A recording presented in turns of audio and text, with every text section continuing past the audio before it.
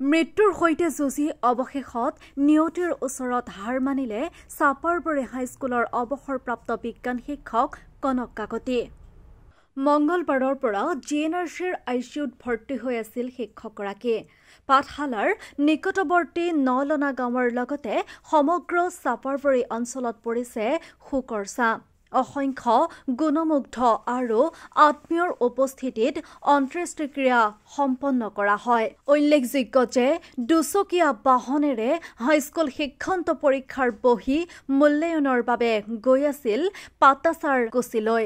পাঠশালাৰ ৩১ নম্বৰ ৰাষ্ট্ৰীয় ঘাইপথত তীব্ৰবেগী বালি কঢ়িওৱা ডাম্পাৰে মহতিয়াই নিয়ে শিক্ষকগৰাকীক। যোৱাকালি পৰহি যিটো দুৰ্ঘটনা হৈ গ'ল, তেখেত মোৰ খুৰা শহুৰ হয়। তেওঁ মানে অনিবাৰ্য কাৰণবশতঃ মানে তেওঁ এই পৰীক্ষাত বহি কাটিবৰ কাৰণে পাটাছাৰকুছিত গৈ আছিলে। গৈ থাকোঁতে মানে ডাম্পাৰৰ লগত মানে ভুলক্ৰমে লাগি গ'ল আৰু মানে যিটো মাথাত দুখ পালে সেইটো তেওঁ বেয়া ধৰণে জখম হ'ল আৰু সেইটোৱে আজি তেওঁৰ কাল হ'ল আৰু তেওঁ আজি আমাৰ মাজৰ পৰা গুচি গ'ল।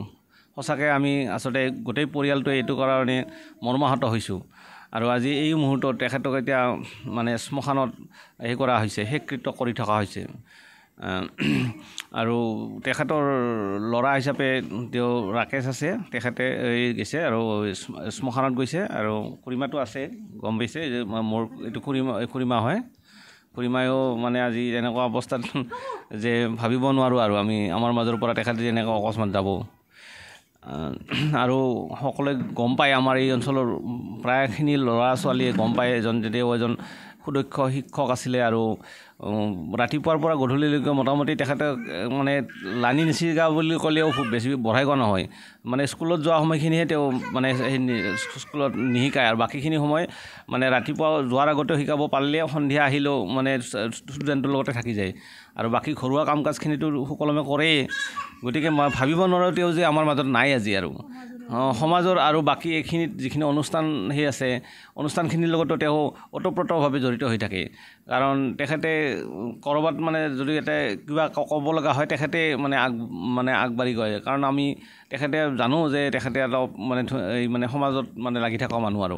আমাৰ আজি খুৰা কনক কাকতি, তেখেতৰ আজি মৃত্যু হৈছে বাম্পাৰত খুন্দা লাগি মুঠত। আমি তাৰ বাবে পৰিয়ালটোৱে বহুত দুখিত হৈছোঁ। তেখেতৰ এটা ল'ৰা আৰু পত্নী, কি হ'ব সেই ব্যৱস্থা ভগৱানেহে জানে, আমি নাজানো আৰু। তাৰ বাহিৰে আমাৰ একো উপায় নাই। আমি মানুহগিৰি বহুত দুখিত পৰিয়ালটোৱে, ইয়াৰ বাহিৰে আমি একো ক'ব নোৱাৰোঁ। যাৰ বিনিময়ত আমাৰ খুৰা আমাৰ মাজত আজি পৰা নাই আৰু।